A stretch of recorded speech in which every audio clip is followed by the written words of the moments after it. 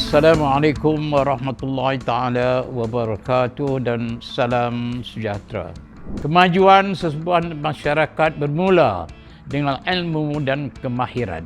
HRD Corporation telah menganjurkan NTW ataupun Minggu Latihan Kebangsaan ini semenjak tahun 2023 lagi, dengan tujuan memastikan rakyat memperolehi pembelajaran sepanjang hayat.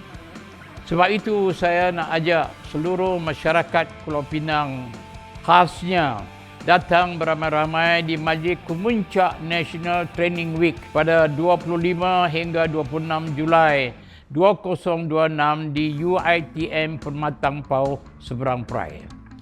Ada banyak program dan aktiviti-aktiviti di karnaval ini, antaranya kursus dan kelas latihan, pameran, aktiviti interaktif dan maklumat berkaitan pembangunan kemahiran untuk semua masyarakat.